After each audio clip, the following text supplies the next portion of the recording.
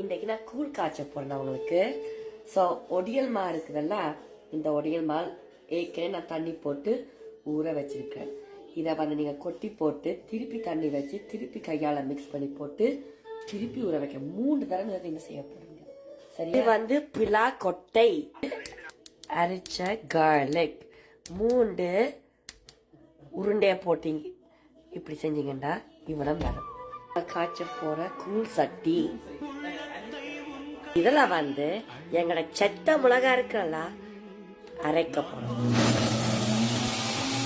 So நண்டெல்லாம் நேற்றே கழுவி வச்சிருக்கிறோம். கடவா கூட நல்லா உரிச்சு போட்டு உப்புல ஊற வச்சது. இஞ்சால குத்தரிசி சோறு 2ஆம் தரம் கழுவ போறோம். இதால வந்து ராலை வந்து நான் மஞ்சள்ல போட்டு புரட்டி வைக்கிறேன். அந்த மனம் வராது. வந்து உங்களுக்கு எல்லாரும் தெரியும், நான் பிள்ளையா சொல்லிடுவேன். முருகா இலை, கீரை இலைன்னு சொல்லுவாங்க, இதுவும் வச்சிருக்கிறோம்.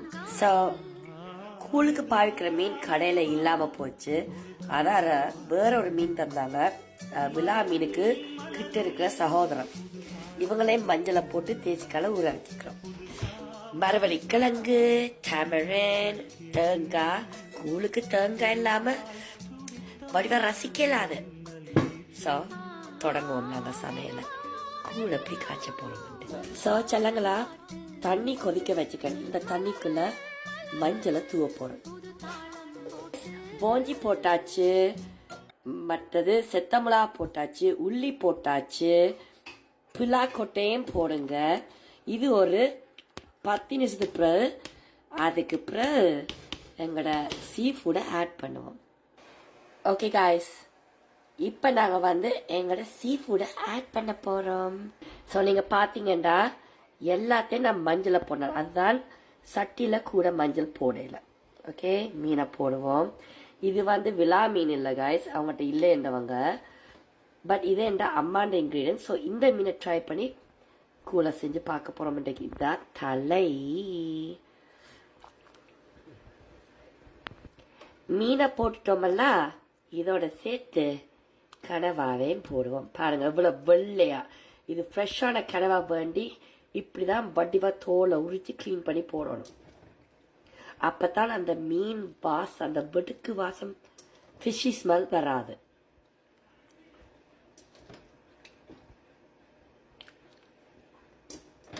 பாருங்க, இப்ப வந்து நாங்க மரவள்ளி கிழங்கு நண்டையும் ஆட் பண்ண போறோம். நான் இறால் வந்து கடிச்சில போற காரணம் வந்து என்ன, இறால் வந்து டக்குன்னு அவியும். ஸோ இந்த இருக்குது மரவள்ளி கிழங்கு.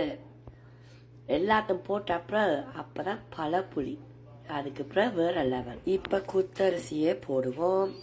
பாருங்க, குத்தரிசியை நல்லா கழுவி போட்டு போடுங்க. அதுக்கு அப்புறம் நண்டை போடுவோம் மக்களே. அதுக்கு ஏண்டி என்ன காதை இருக்கிற வெங்காயமே.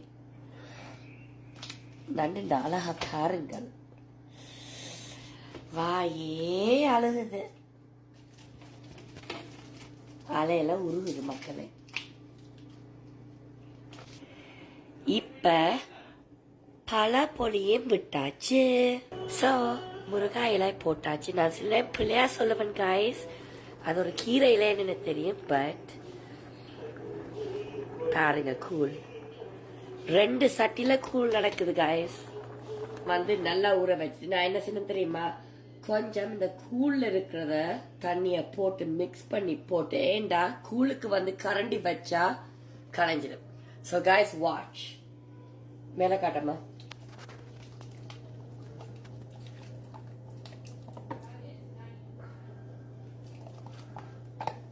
எல்லாரும் கூழ் வித்தியாசமா செய்யறது. ஸோ இப்படிதான் நான் கூழ் செய்யறேன். நான்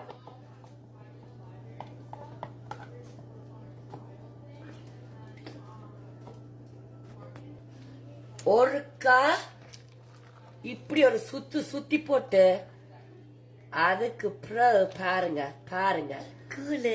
இந்த பெஸ்டிஸ் ட்ரை பண்ண சொல்லுவாங்க, எப்படி இருக்கு தங்கம் என் கூழு? ரொம்ப நல்லா இருக்கு. சரி குட்டிமா, இருக்கு கூழு. Very good. Super. It's so good. போய் சொல்லக்கூடாது. I'm not. It's good. செம்மையா இருக்குது கூழ். Cheers guys. எங்களுக்கும் கூழ் சமைக்க தெரியும். ஸ்ரீலங்கா ஸ்டைல்.